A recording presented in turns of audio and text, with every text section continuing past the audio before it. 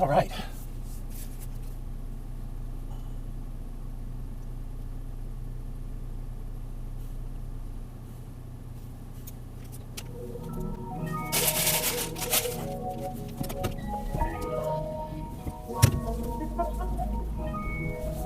Oh, yeah, where's that bed? I know.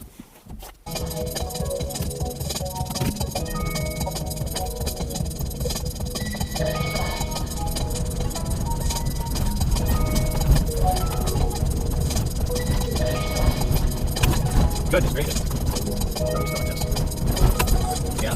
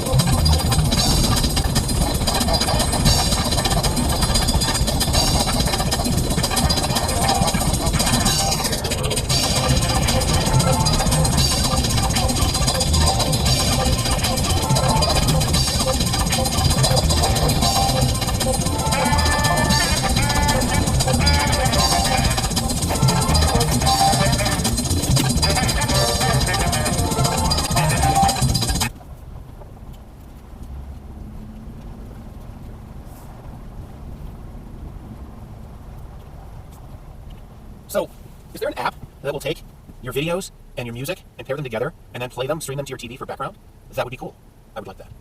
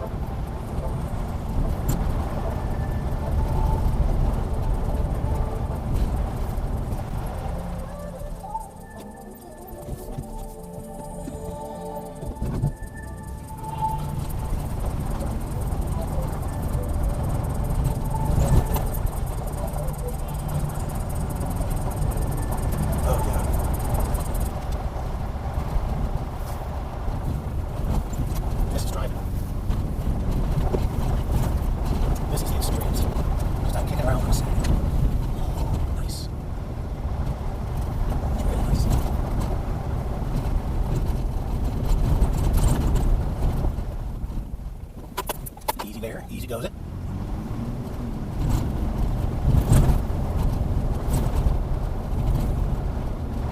You're going on an adventure.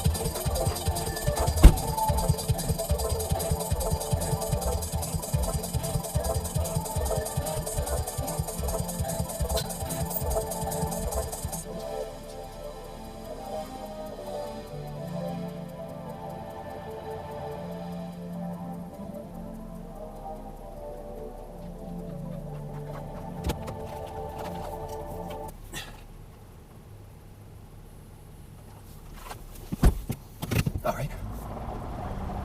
No hurries. Shut up. Oh, yeah.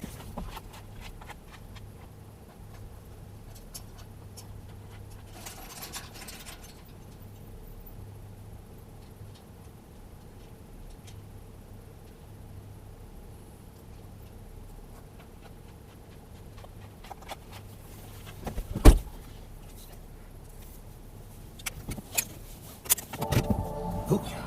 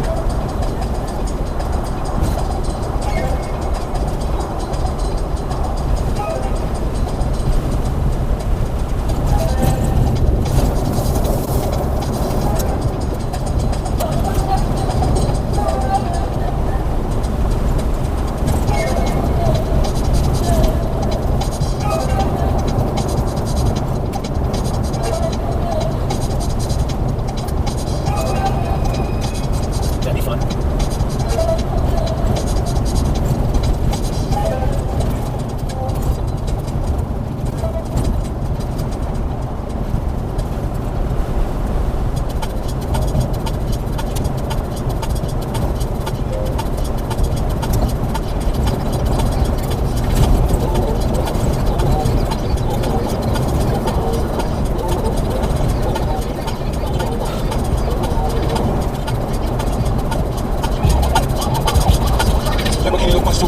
Sunshine with no time to use. See that she boiling, run through the wall. It's danger, remove the oil. Jump in the boots, cleanse your coffee. You really don't need that, please. Hey, my soups, bring forth the juice. This got boots. You really don't need that. Stand up, run open up, more hand up. Let's lick up the body, get behind up. Another story is Amanda. Put your hand in the sand. Exfoliate your skin, cause there's no place to hide your cheesy grin. Come to sun, bring forth the vitamin.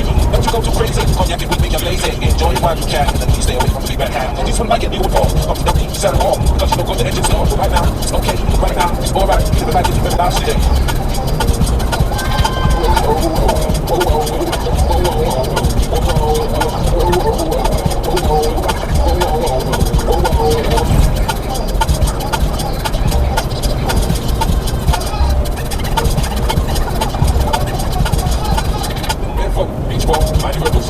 Sunshine is bad, touch your head to my bones. Barefoot, beach ball, mighty rubber soles. Sunshine is bad, touch your head to my bones. Barefoot, beach ball, mighty rubber soles. Sunshine is bad, touch your head to my bones.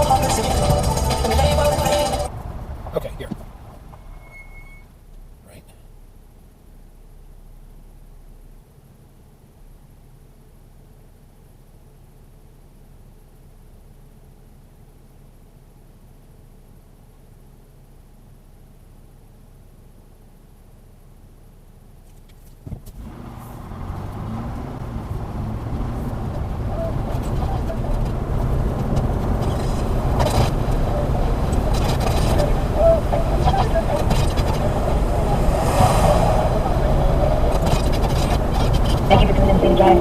We're here tonight to find the ride. Just relax and enjoy the ride.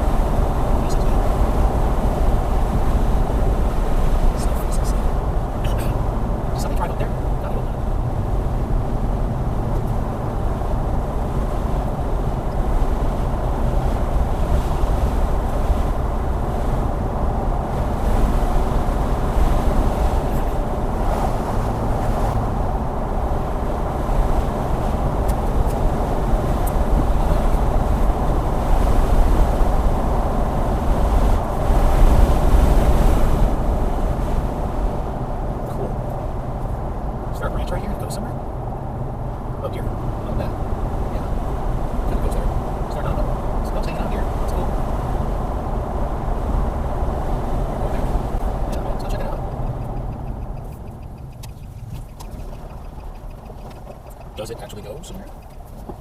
Oh shit, I'm gonna grab a pad. Hang on now. What are we looking at here? Oh. Just a fair bit. Oh, look at that. Oh. It goes that way. Yeah, I'll grab that. He's got the high clearance. I came from there, right? How deep is this? I'm not so sure I want to fuck with it.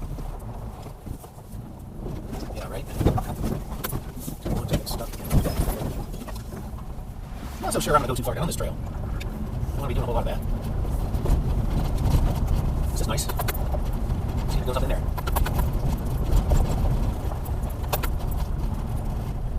Yeah, what was this bad? Pretty little creek.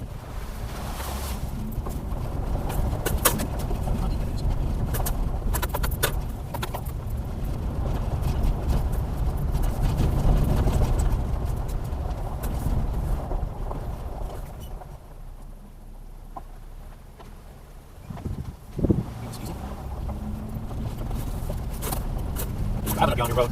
I don't know what's there. Sagebrush. That's nice.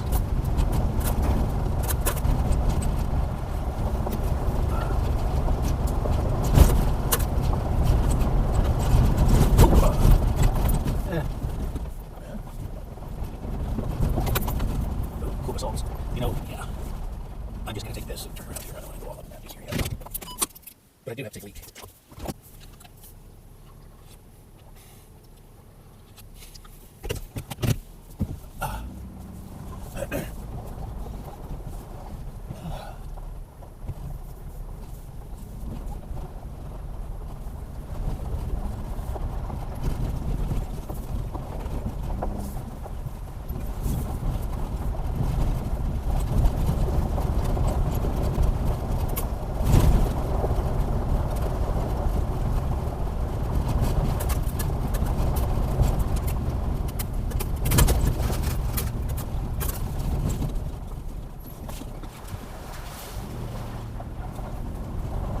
Nice and easy.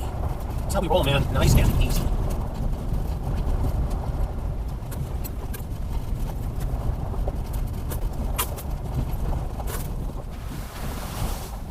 What would it take to drain that puddle? That'd be kind of fun.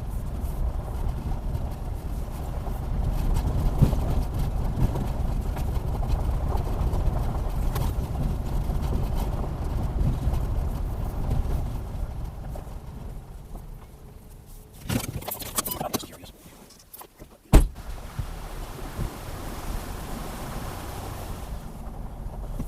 Now let's see how it's working.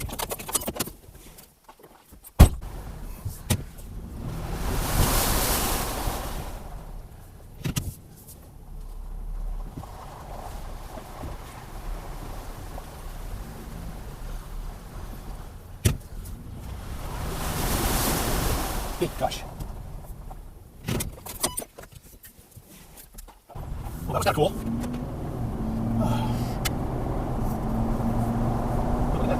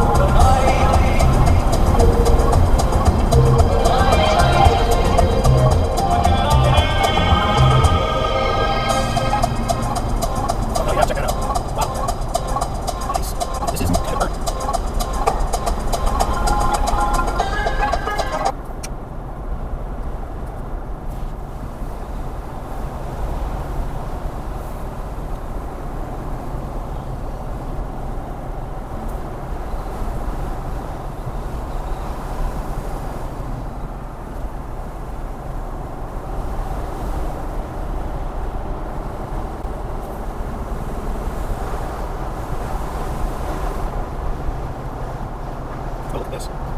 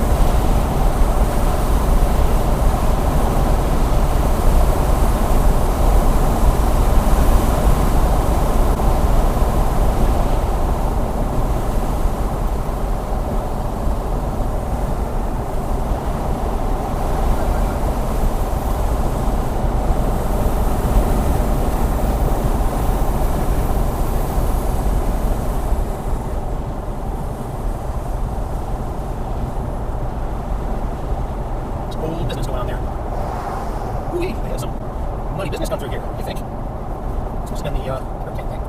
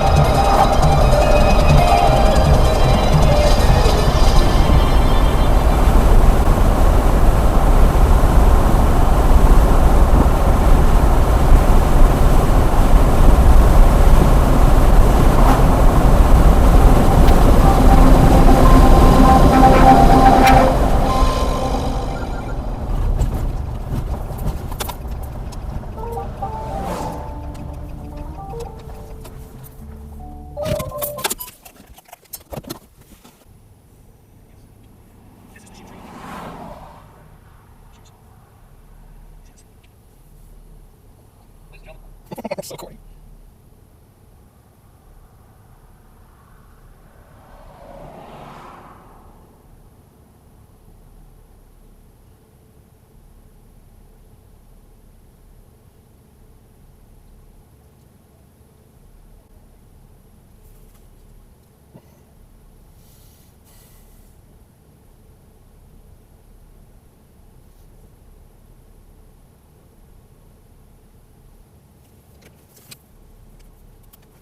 Be safe out there.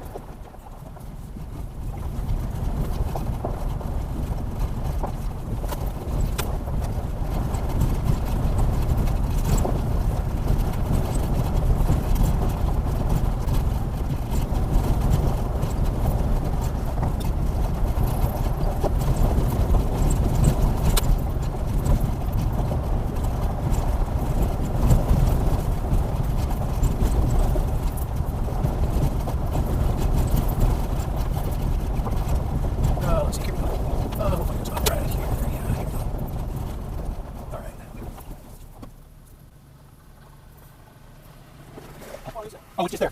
Yeah. Oh, let's see. Like just around the bend. There's that little hump there. You go around to the right and it's there. It's kind of a cool spot. Yeah, there's a mark in the earth that could be a fault. Yeah. All right, you're welcome. Cheers.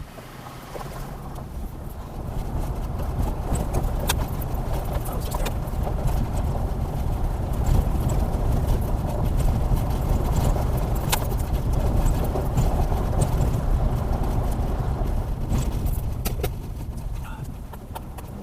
It's up here.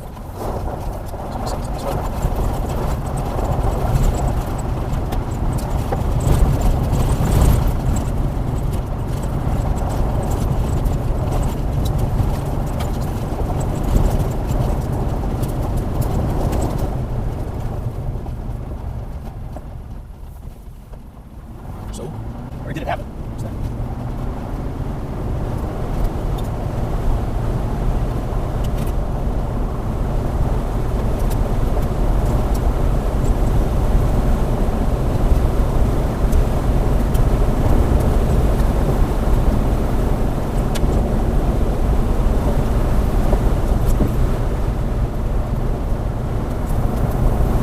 What's that?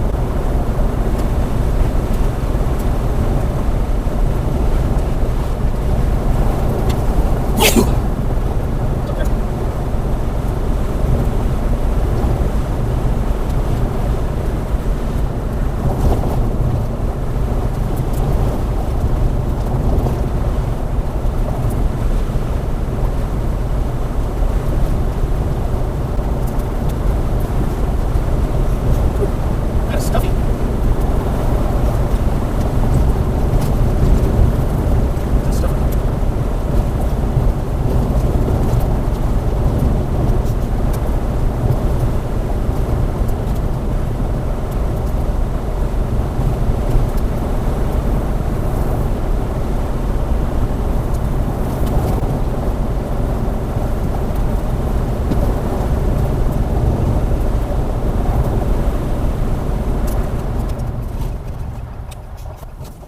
Let's just have a look-see. Is that something up there other than a tree? I think it's just a tree.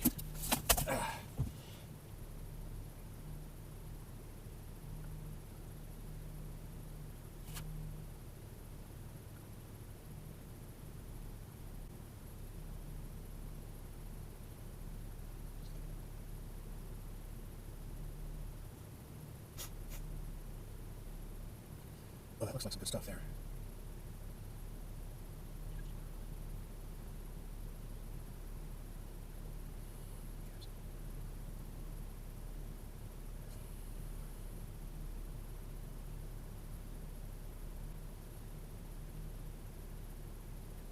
Where the fuck am I?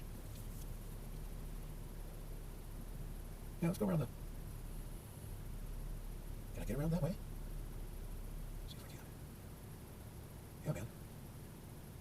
Ooh. Oh, really? Can we get over it? Dude, let's check it out.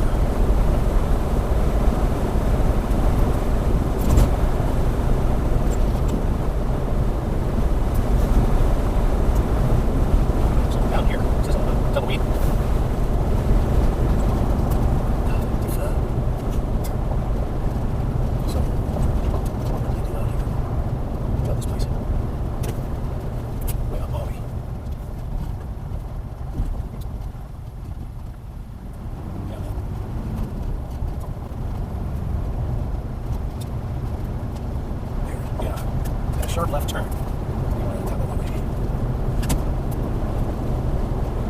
Excellent. Fence.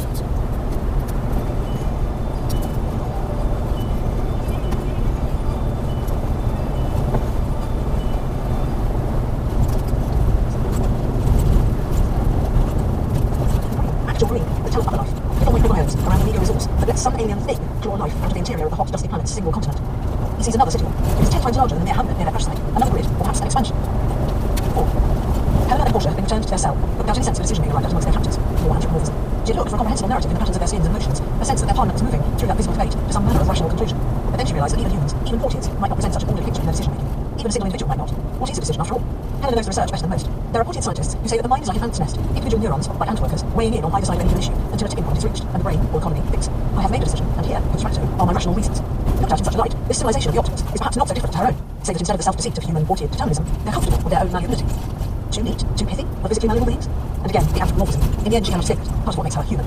She wonders if their hosts view their angular prisoners with what? Kephalopomorphism? And pity of their lack of expression, maybe? And now Helena is honest enough to know that her mind is just spinning wheels to nowhere. The octopus prisoner apparently fared better than they, or worse, for its adjoining chamber is vacant. Or is it just hiding there, camouflaged beyond my ability to see?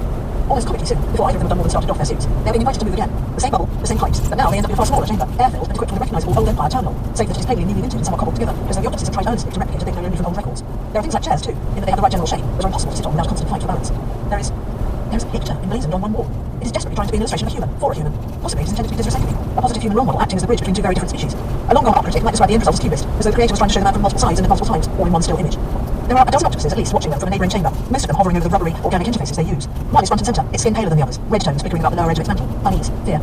That is the prisoner one, comes Portia's translated speech. You sure? Mostly sure. Or it is one that has adopted that one's mental state, ideas? But I think it is that one.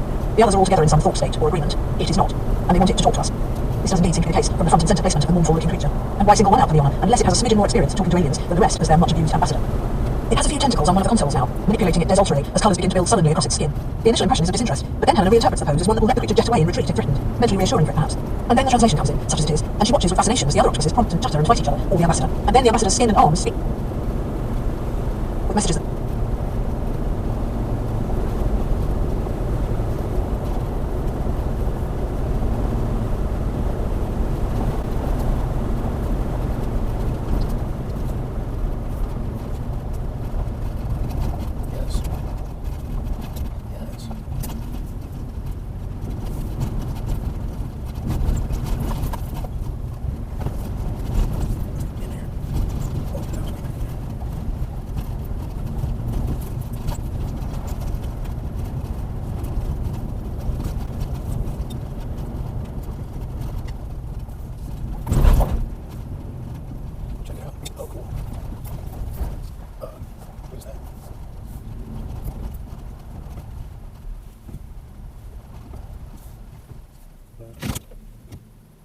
that's fine. I'm outside that area. I don't like that better view.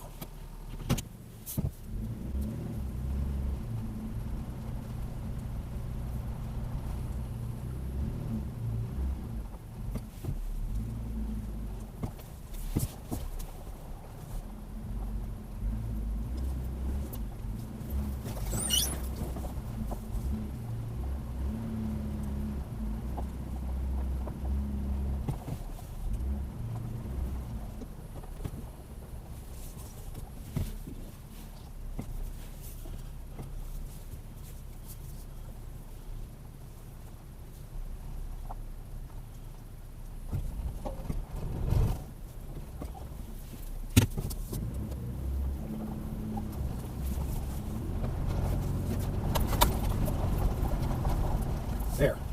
Here's a spot for view. Damn. All right. I gotta pee. So let's get on down here and see what this place is all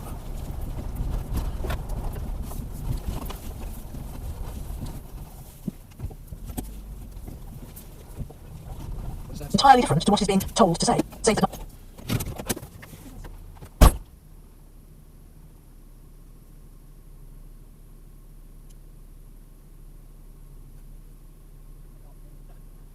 Drive on about anybody.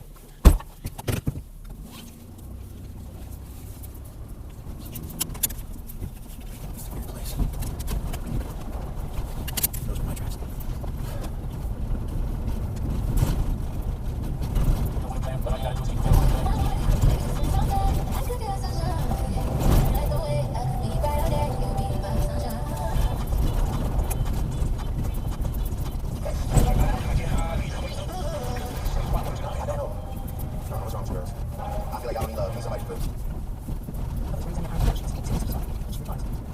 links easily enough to the console. She has mastered the two-channel comms now. Her words translate into colours and data, stripped of half the meanings she tries to put into them, but still leaving something comprehensible over.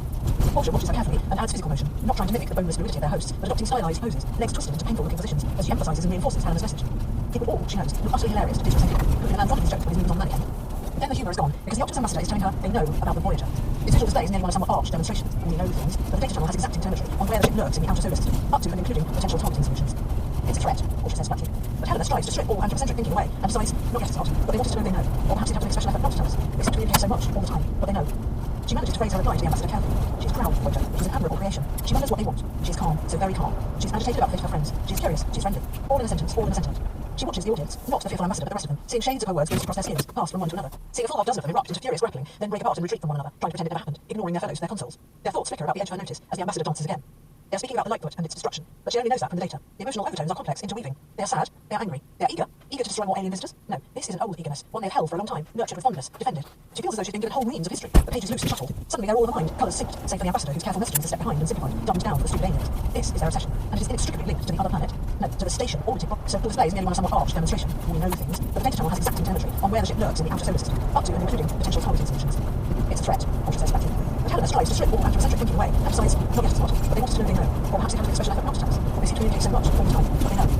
She manages to phrase her reply to the ambassador carefully. She's proud of Voyager. It was an admirable creation. She wonders what they want. She's calm, so very calm. She's agitated about the fate of her friends. She's curious, she's friendly. All in a sentence, all in a sentiment.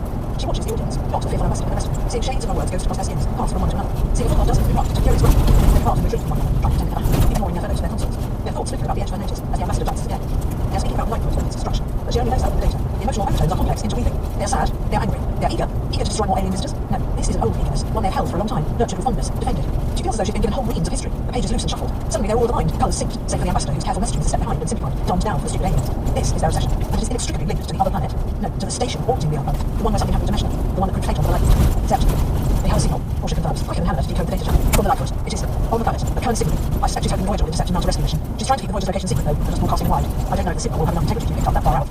On the planet, Helena echoes. Portia's palps clench confirmation, a gesture like a pained grimace. It is what it is. And then the ambassador is talking again, and she feels its colours and motions are more deliberate, an active attempt to speak slowly and patiently to the idiot aliens to get over some piece of information, some proposal. A journey, it telegraphs painstakingly, because the idea of travel is an emotion. Weighing of risk, fear, some specific interpretation of reward that has no exact human content, the satisfaction of accomplishment, triumph, and the chromatic flourish that the creature gives the sentiment justifies the exclamation mark. Simultaneously, Portia has accepted the data. They want to go there, to that planet. They want us to go with them because they think we can help. Is that it? A human. To go to a human place where a human-shaped threat is lurking. Fate, distraction, sacrifice, good luck charm, all possibilities. Or a rescue mission. Perhaps this is the peace faction, momentarily united in their wish to be benevolent to alien invaders from the stars. And how long might that resolution last before some other obsession takes hold of them? Enough to get to the inner planet and back again? Will they keep reinforcing each other's intentions? Or will Helena and Portia wake one morning to find the whole load of them turned into genocidal monsters? On the other hand, it is the only game in town. 5. Viola gets the drones working. Fabian is frankly surprised. He had her categorised as one of those females who didn't get her legs dirty with the practical side of things, but it was she, not Kern, who got the tracked machine out to carry Zayn, and she steered it manually because she couldn't reactivate its onboard processor. Zayn's suit is stowed in quarantine. Zayn herself, through a complex personal docking procedure, is now in the main crew compartment with the two portieres, after Fabian confirmed that she never shared an atmosphere with potential infection. This is not an exacting scientific standard of proof, but they are short on space in that portion of the lightfoot that survived the crash. Viola's focus is very much the ship and its deteriorating status, as well as Zayn's injuries, but she repairs an aerial drone for Fabian to go look at this city he has alleged. Kern is little help, responding to the bare monosyllables or sentences shorn of personality. Her attention is on the comms. She's trying to send to the Voyager in such a way as will not give away the mothership's position, or that is what she says she's doing. She is also devoting some of her attention to contacting Meshna, if there is a Meshna to be contacted. She swears there is, although Fabian has seen some data and thinks she is just linked to the human's implant, which is unlikely to be chatty on its own. Same Mr. Kern meets with stony silence. Fabian drags the operational drone into the airlock, seals the aperture, and then scuttles over to the control console, which is operating on minimal power. Kern is converting the upper sections of hull to be photosynthetic, using her slowly replenishing micro-crew of ants, because direct hull control is one of the many luxuries that fail to survive atmospheric insertion. Still, Portier biotechnology is endlessly moddable in a pinch, up to and including Kern's own organic hardware. She is restoring herself, recovering or reinventing her personality. From the occasional sharp retorts to the questioning her, this is proceeding apace. He has the outer airlock door open and sets the drone into wobbling flight, imagining the unsteady keening of its rotors as it lists to one side. Then it is out from the lock, rising up over the star-strewn plain, turning cumbrously to see what Viola insists is a natural phenomenon. It is not a natural phenomenon. Fascinated, a little afraid, Fabian guides the shuddering drone forwards, looking down on a boxy grid of streets, of ranks of blocky structures all collapsed onto each other. A city, but a ruin. A city, moreover, built to an alien, but not a familiar aesthetic. Portier tends towards a spiral, three-dimensional urban layout, which moreover they tend to snarl up and turn into a tangled chaos as various gearhouses jockey for prominence. Humans, though, humans like their boxes. They like their ranks and columns, and they're counting from one side to the other from top to bottom. Such thinking. How do they ever create anything? And yet they created this, surely. It is a city for humans, where entryways have survived. They are Where are we at on this thing? Where we at? There we are. Yeah, I'm going right. Okay.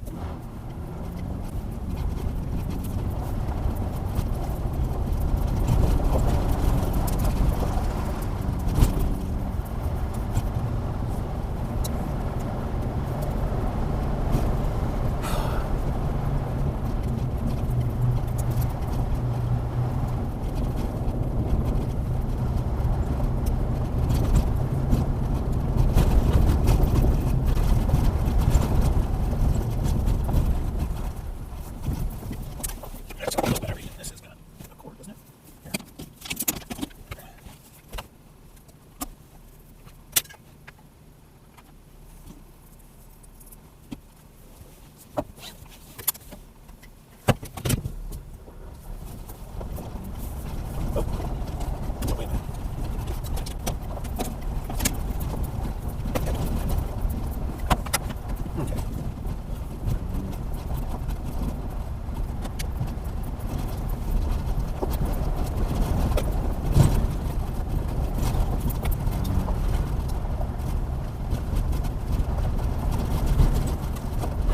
All right, hang on now.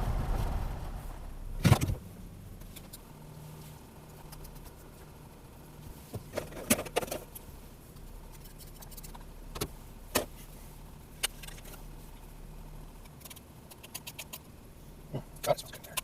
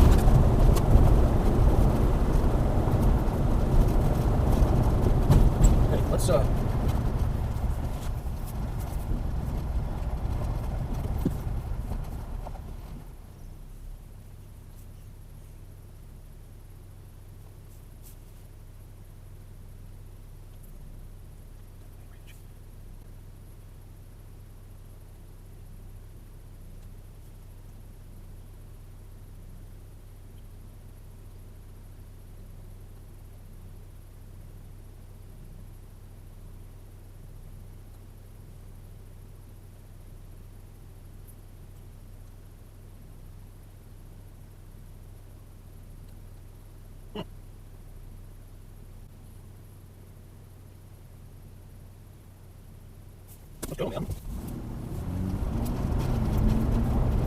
For a human's huge train, and all at ground level. And road, yes, and yet. Radiant's pattern recognition sensor firing, telling him what he's saying is wrong. He guides the drone lower, repurposing old skills because he's a behavioural scientist, not a pilot, and he got rid of any relevant understandings long ago to free up mental space for more domain knowledge. If you don't know. Buildings are... Radiant does not jump to conclusions, especially not outlandish ones. No quicker way to kill off a male's scientific career, after all. Buildings are not built. The ground would naturally rise in this direction. He can see higher ground beyond, perhaps speckled with some other species of sessile autotrophs, and he can see a cliff. And the higher ground is natural, but the cliff is not. It has been cut away, the sedimentary stone of it worn down, quarried, mined, removed like a sculptor with a statue, until all that is left is the city.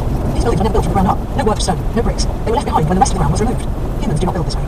Fabian checks himself. He knows that humans, capitalized, do not. Perhaps humans with a small h did, back in the old empire days. But he thinks not. He thinks that they were more efficient than that. But he can see that to excavate out a city like this would be far more work than simply placing stone on stone. And besides, the drone is lower now, to the level of the crumbling roofs. He should be seeing inside one of the buildings, but there is no inside. The entryway is just a front, a doorway to nothing but wind-blasted stone. The city is a ruin, and the ruin is a fake.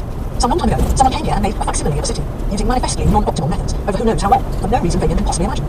Fabian's unease increases. Mortals traditionally react to the unknown with rampant curiosity, but Fabian is feeling the creeping fear of his forefathers, who lived in a world where most things would try to kill them. He checks out the drone's parameters. It can go high. He sends it high, skirting far enough that the abandoned non-city becomes a street map, the altiplano itself just topology and relief written in late afternoon shadow. A pair of the ragged kite things below past, startling him, but paying absolutely no heed to the drone, which is not part of their world. Irrelevant to Fabian himself, save that they will make quite a mess if their train and trains got caught in the motors. He sends the drone over the plateau's edge, looking down on a vast expanse of red desert, disfigured by technicolor lakes like violent acne, where some life or inorganic process stains the water angry rainbow colours.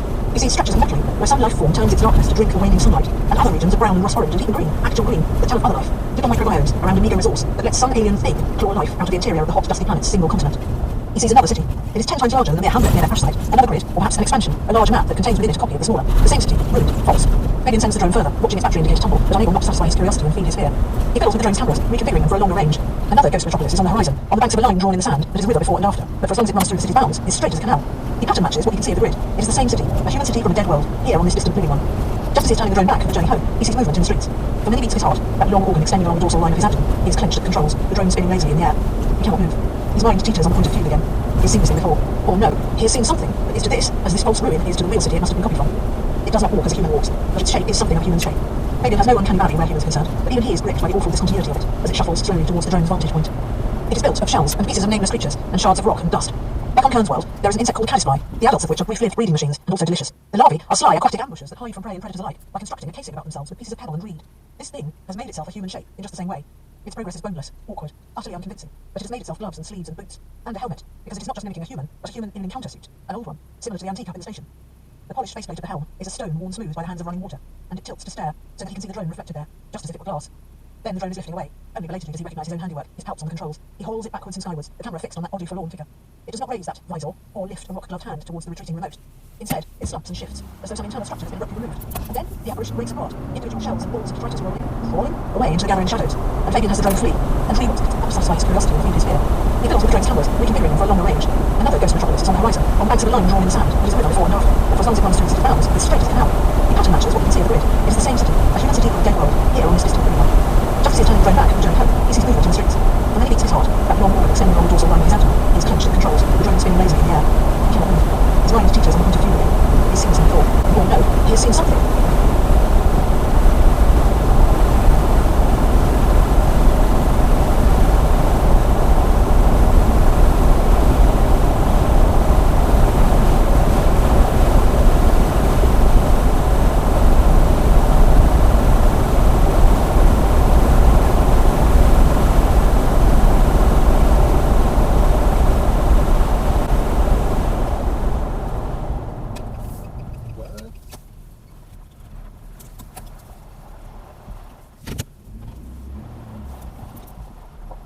That's kind of fun.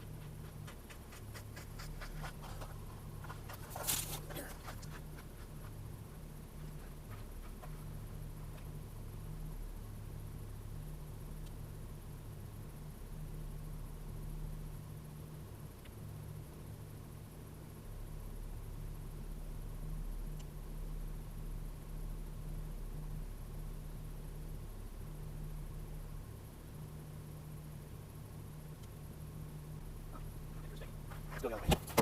That's the business. This is my business.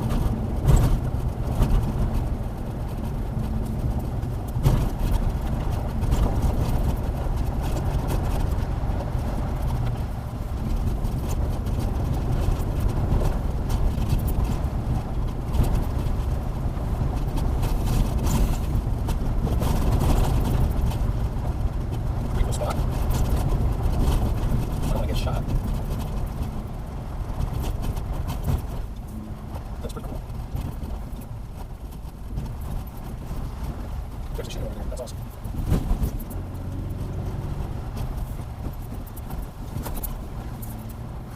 This is where I'm going.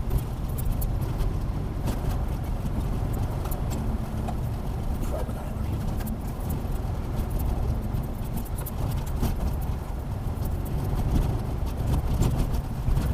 This is nice. It's too crazy. Don't turn around.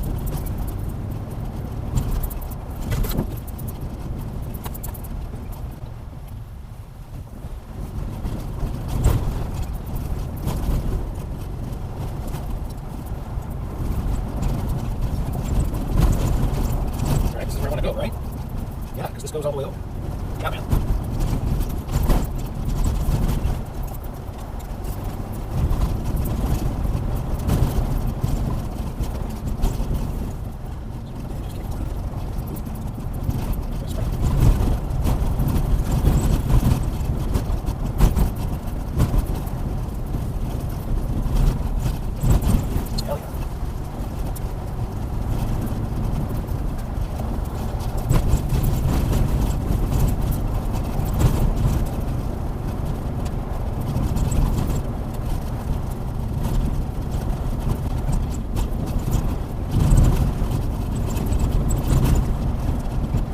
It's lovely. Oh, these cool box, man.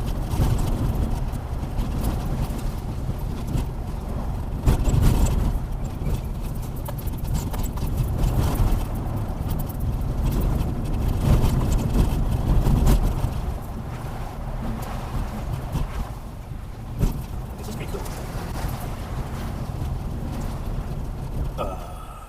Let's just pause here for a minute. What is exactly that we're getting at?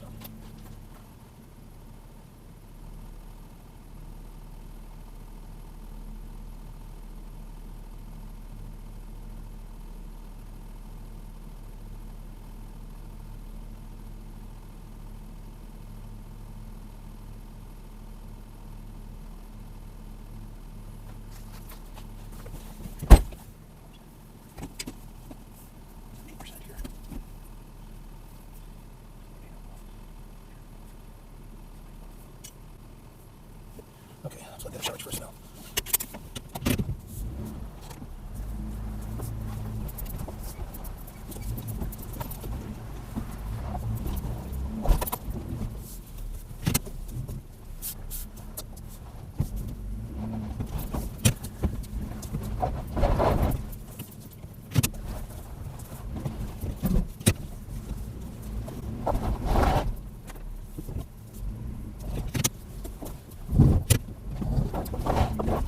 Okay.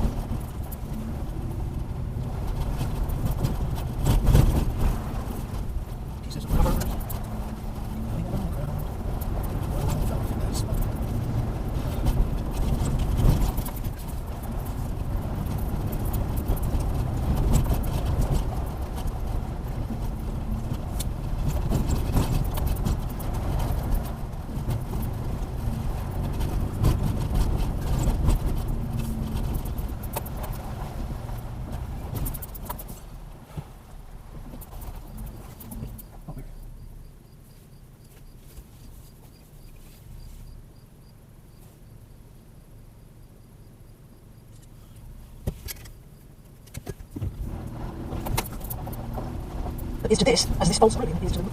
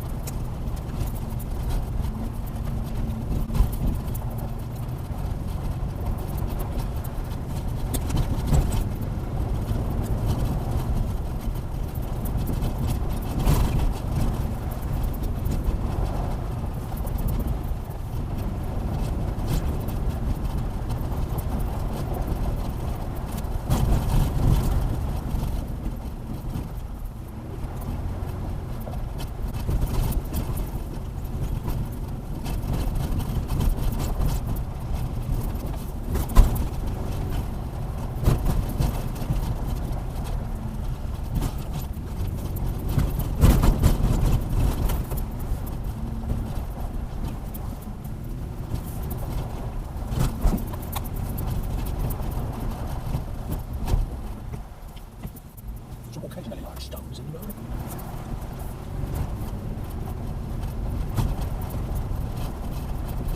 Well, be careful. That's not going to be here.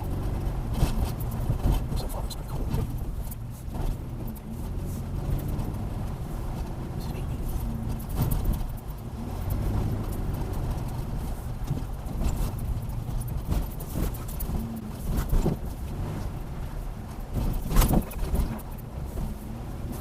Quite the road.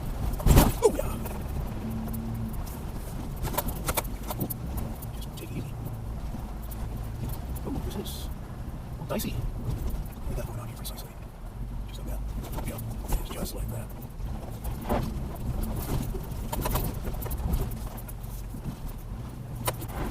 Easy there, Hoss. That's right. It's all good.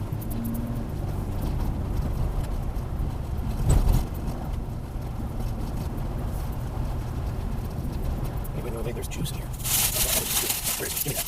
Oh, yeah.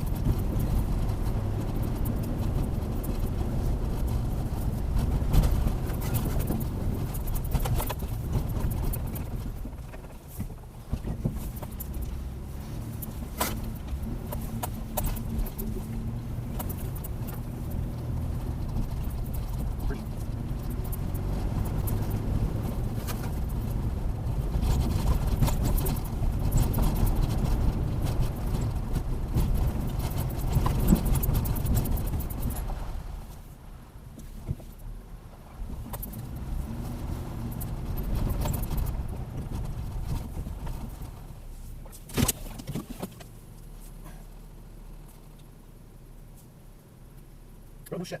Cool.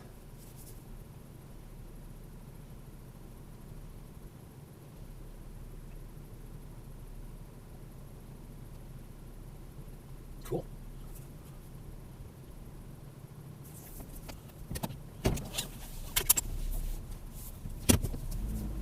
Yeah.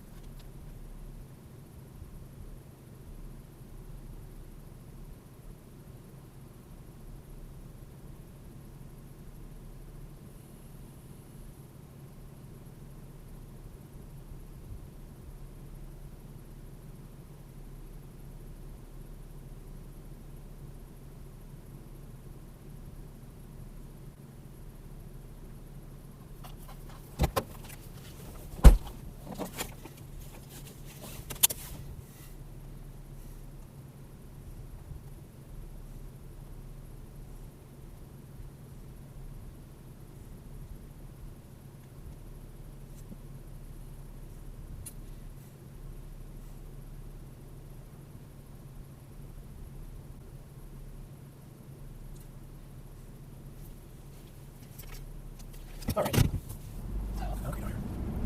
The date must have been copied from. That was pretty close, I think.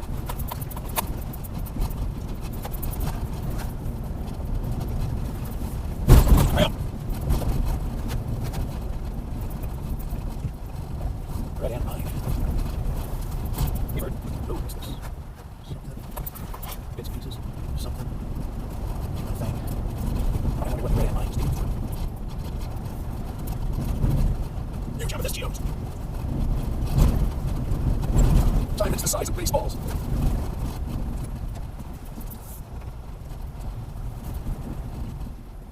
Oh.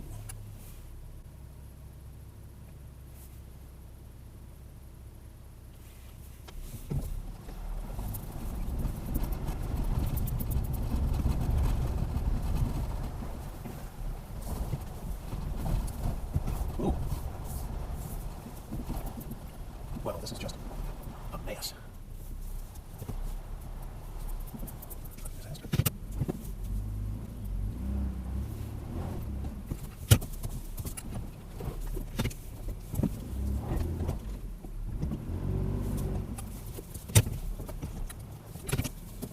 There's just nothing to go there. Let's go the other way.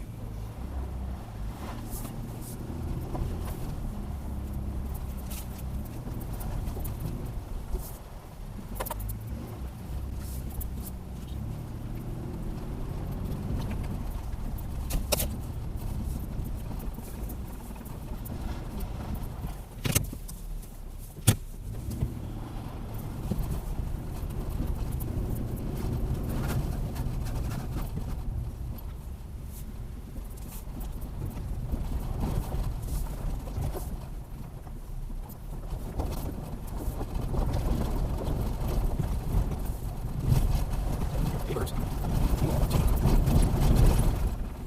that came through. Oh.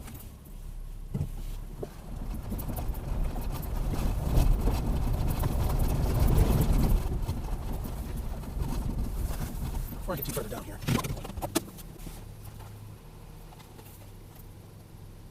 Smells pretty good.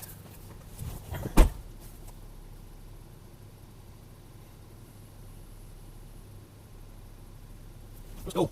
Right in. Right in. Right in mine. What's that next one?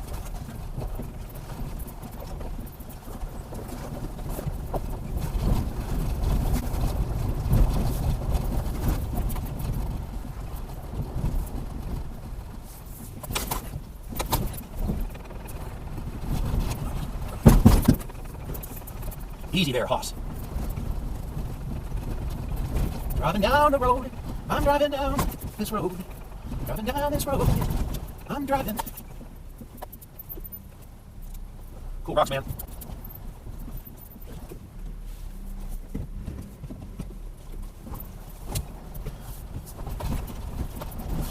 Cool rocks, man. We got cool rocks in here. All up in these mountains. Ain't just hello today. Ain't slow today.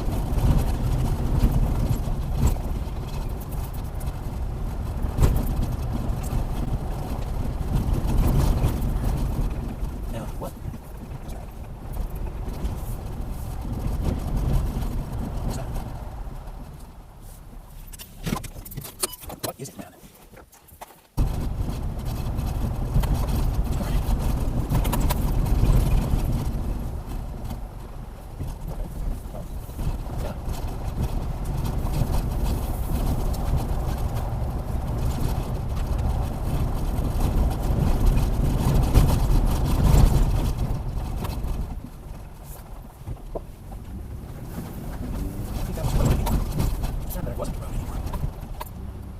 Probably verify that assumption before I go too much further down this path. And this looks like a pretty legitimate path.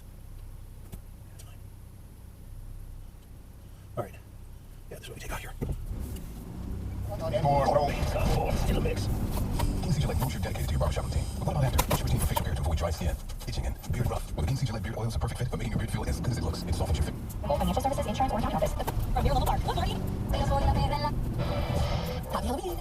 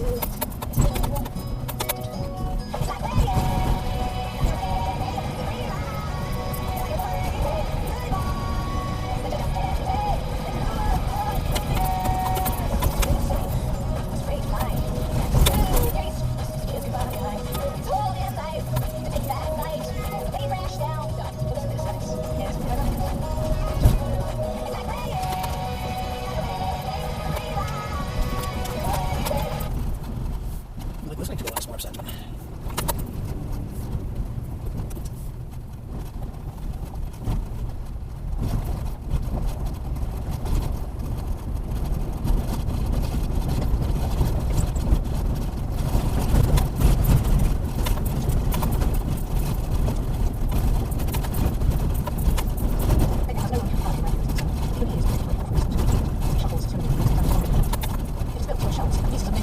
Shards of rock and dust.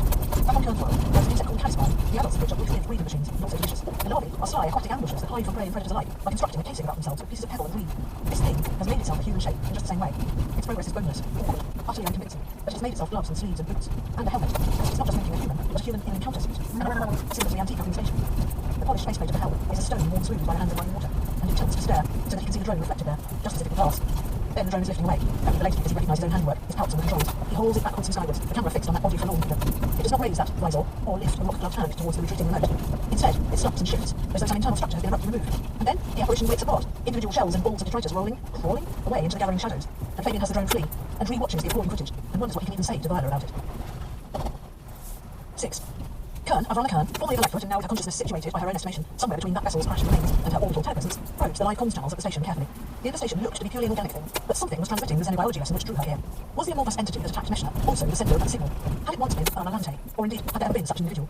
Memory pieces fall into place as her ants replenish enough for her to recover and access them. Detail level is coarse, but very shortly before the attack, Helena had been talking about the cautionary recordings the octopuses had retained. There had been a human woman named Lante. That was thousands of years ago. So, Lante had been studying the alien ecosphere, and her work was recorded in the station, preserved from the elder days, until some random system began playing with it. Hang on. Right?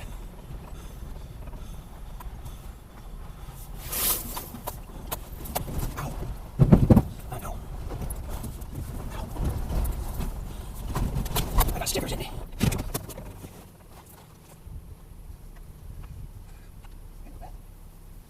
Okay, cool. Here's another funky road that's in the middle of nowhere.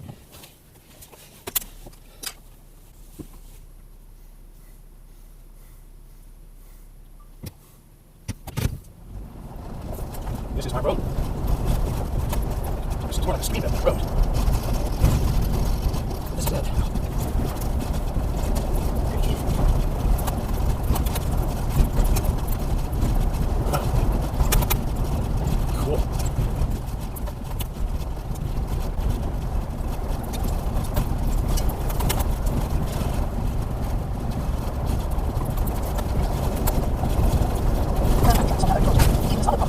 Out the electronic architecture of the station, cautious as a bomb throws expert, while still other parts of her are trying to regenerate systems of the Lightfoot, one such system being herself. She relegates the possibility of some errant automatic system, because whatever was transmitting had reacted and changed its behaviour in apparent response to her queries. A computer, then, following some corrupted program, except she had searched exhaustively for any such system and found none. Perhaps it had gone into hiding, cut off somewhere in the orbiting hull, perhaps not. The organic thing had been in that room, with that terminal. It had been confined to a human shape, the console designed roughly for that shape, and yet it had been not a mollusk, not an arachnid, not a thing of earth at all, but in any event, a thing whose closest analogue might be some kind of slime-like mold. More ants, more pieces, the way to replicate, back up archives located in the navel, Kern is feeling more herself. Slime molds on Earth were a common research subject. Scientists studied them for centuries because of their self-organising capability that enabled the loose mass of individual cells to act as a macroorganism, a predator even, all without any approach whatsoever. She diverts some attention to access the Lante diaries. The content is garbled, partly incomprehensible. Kern delegates part of herself to assimilate this trove of knowledge, but she is short of resources, and analysing the contradictory garbled document requires human or Portian level functioning. She is stretching herself too thin. She wants Meshna back. It is not a good use of her stretched resources. She is not acting on the instruction of her crew, who are rather more concerned about their own survival right now. Why then is she set on this path? She tells herself that solving this question is not a good use of her resources, and even as she does, she recognises the stance of early self-serving. Theory 1. There are artificial decision-making processes, the ones that feel to her like real decision-making processes, because that is what it's like to be this attenuated autonomous helper that the original thinking woman around her, have become dangerously compromised by the experience of simulated emotion within Meshna's implant and brain, so that she is prioritising the recovery of that facility over other more domain capabilities like long-term life support.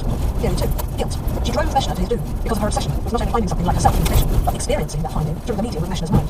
Of course, guilt is not something she can actually feel right now, beyond the logical acknowledgement of her culpability. But if she could locate and retrieve Meshna, then she would be able to feel all the guilt she wanted, all the self-indulgent, cloying, marvellous guilt she just knows is out there ready to be experienced. Theory 3.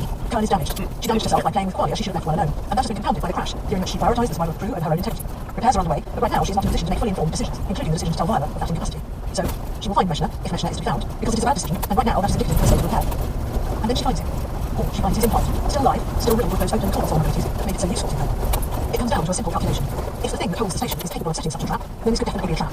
If Kern wants to discover the fate of Meshna, she will have to risk that trap, and rely on her own ability to extricate herself or turn it back on its creator. She considers that she is not in a position to reliably make that simple calculation of risk. She goes in. Not heedlessly, she accesses the implant like a swimmer easing herself into the water with as few ripples as possible. Meshna himself would not know. She does not interface with the sensorium within, no matter how much certain parts of her are prompting her to do so. She accesses its lowest operating level, calling up status reports. Is there any activity in the implant? Is there any activity in Meshna's brain? She resends the query 3 times, because the answer seems outside reasonable parameters. But Meshna's brain is very active indeed. The implant is working at capacity, far too busy to cause her any difficulties. In fact, it is reconfiguring itself, following its own rules, making its use of computing power more efficient so that it can spoof more sensory data to its user. That elegant little flourish of fragrance that allows the implant to restructure its human tech electronic architecture as though it was porting organic engineering.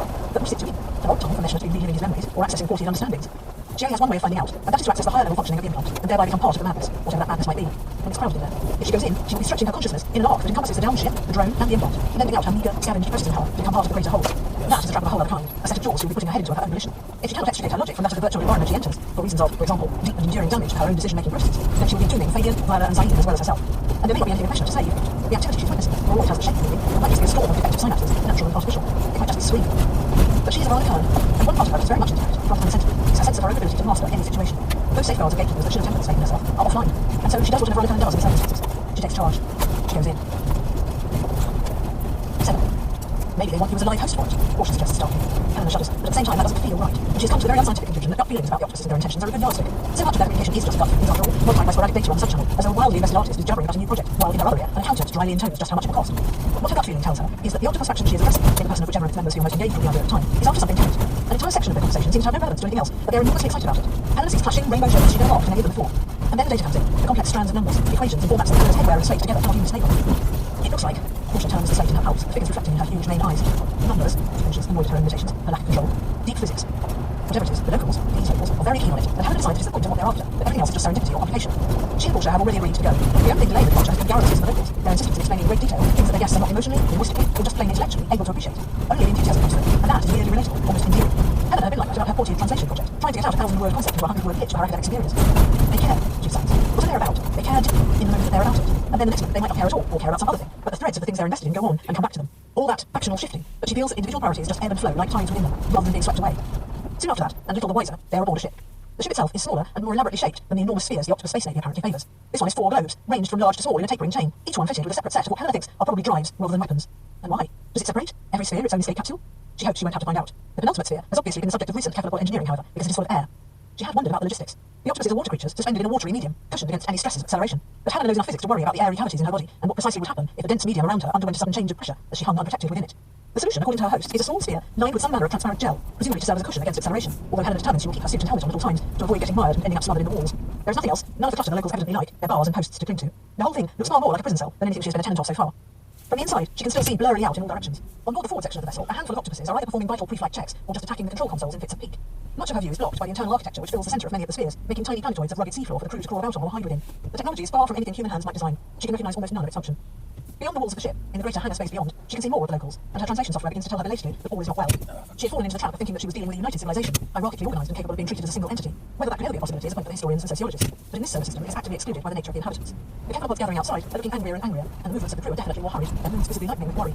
It comes to her that she and Portia might not have been released from prison as much as stolen, and this whole mission might be going counter to her wishes of collective zeitgeist, insofar as the subject has one. Just as she thinks there might be an actual angry warrior, everything beyond her curve falls away, as some force pushing her elbow deep into the gel. By the time she's righted herself, this is Portia, the idea of the world like a spat out across the great world surface of the watery world and accelerating faster to keep them glued to the back of their compartment. The tormented face of the planet whipped past beneath them in the first hours of the journey, a merciful blur shrouded in town. Then they've completed their slingshot and are casting off into the great dark, all their engines still on full burn. Portia is feeding her data gleaned from the octopus transmissions as best she can under the crush of acceleration. They're devouring all their fuel, exhausting reserves, soon to be on a one-way trip to nowhere at all in a piece of utter rocket science lunacy. And the drives do not let up. I cannot even stay properly. It looks like Portia turns the slate in her pulse, the figures reflecting in her huge main eyes. Numbers, she mentions, avoided her invitations, the lack of control, deep physics. Whatever it is, the locals, these locals, are very keen on it, but haven't decided it is the point of what they're after, that everything else is just serendipity or complication. She and Portia have already agreed to go. The only thing delaying the departure has been the garrulousness of the locals, their insistence in explaining in great detail things that their guests are not emotionally, linguistically, or just plain intellectually able to appreciate. Only the enthusiasm comes through, and that is weirdly relatable, almost endearing. Helen had been like that about her Portia translation project, trying to get out a 1,000-word concept into a 100-word pitch for her academic superiors. They care, she decides. Whatever they're about, they care deeply in the moment that they're about it. And then the next moment, they might not care at all, or care about some other thing. But the threads of the things they're invested in go on and come back to them. All that factional shifting, but she feels that individual priorities just ebb and flow like tides within them, rather than being swept away. Soon after that, and little the wiser, they are aboard a ship. The ship itself is smaller and more elaborately shaped than the enormous spheres the octopus space navy apparently favours. This one is 4 globes, ranged from large to small in a tapering chain, each one fitted with a separate set of what Helena thinks are probably drives rather than weapons. And why? Does it separate? Every sphere its own escape capsule? She hopes she won't have to find out. The penultimate sphere has obviously been the subject of recent calculable engineering, however, because it is full of air. She had wondered about the logistics. The octopus is a water creature, suspended in a watery medium, cushioned against any stresses of acceleration. But Helen knows enough physics to worry about the airy cavities in her body, and what precisely would happen if the dense medium around her underwent a sudden change of pressure as she hung unprotected within it. The solution, according to her host, is a small sphere lined with some manner of transparent gel, presumably to serve as a cushion against acceleration, although Helen determines she will keep her suit covered at all times to avoid getting mired and ending up smothered in the walls. There is nothing else, none of the clutter the locals evidently like, their bars and posts to cling to. The whole thing looks far more like a prison cell than anything she has been a tenant of so far. From the inside, she can still see blurry out in all directions. On board the forward section of the vessel, a handful of octopuses are either performing vital pre-flight checks or just attacking the control consoles in fits of peak. Much of her view is blocked by the internal architecture which fills the centre of many of the spheres, making tiny planetoids of rugged seafloor for the crew to crawl about on or hide within. The technology is far from anything human hands might design. She can recognise almost none of its function. Beyond the walls of the ship, in the greater hangar space beyond, she can see more of the locals, and her translation software begins to tell her belatedly that all is not well. She had fallen into the trap of thinking that she was dealing with a united civilization, hierarchically organised and capable of being treated as a single entity. Whether that could ever be a possibility is a point for historians and sociologists, but in this solar system it is actively excluded by the nature of the inhabitants. The chemical gathering outside are looking angrier and angrier, and the movements of the crew are definitely more hurried, their moods visibly lightening with worry. It comes to Helen that she and Portia might not have been released from prison so much as stolen, and this whole mission might be going counter to the wishes of the collective zeitgeist, insofar as this culture even has one. Just as she thinks there might be an actual angry mob gathering, everything beyond her curved walk falls away, a sudden force pushing her elbow deep into the gel. By the time she has righted herself and assisted Portia, they are clear of the world-like bulk of the orbital globe that held them, spat out across the great world surface of the watery world, and accelerating fast enough to keep them glued to the back of their compartment. The tormented face of the planet whipped past beneath them for the first hours of the journey, a merciful blur shrouded in cloud. Then they have completed their slingshot and are casting off into the great dark, all their engines still on full burn. Portia is feeding her data gleaned from the octopus transmissions as best she can under the crush of acceleration. They are devouring all their fuel, exhausting reserves, soon to be on a one-way trip to nowhere at all in a piece of utter rocket science lunacy. And the drives do not let up, keeping to their remorseless acceleration, getting rapidly clear of the large and lumbering ships that might decide to come after them. Helena, a prisoner both of mollusks and physics, can do absolutely nothing but fight to keep breathing as the force of their escape pummels her. Just as she feels she must pass out, she catches sight of something else out there, ludicrously close, at first behind them, then coasting alongside. It is another vessel of the same general design as theirs, 3 more linked bubbles, but considerably larger and already clipping along. She can see their drives burning, but the bigger ship's acceleration, as fed to her by Portia's stolen figures, is less than their own, so that they have caught up with it. And Helena understands that this larger vessel had been underway and gathering speed for a long time, slouching along as its engines overcame its leaden inertia. Had it been racing, the Voyager or the Lightbird, the Portia vessels would be out of sight by now, and already coasting to preserve fuel, hairs to this tortoise. Their little string of bubbles has slung about the water planet at a precise enough trajectory and end velocity to intercept the larger science vessel. With barely a shuttle or a knock, without any fanfare at all, they tag onto its endmost section, creating one long line of bubbles, speeding through space.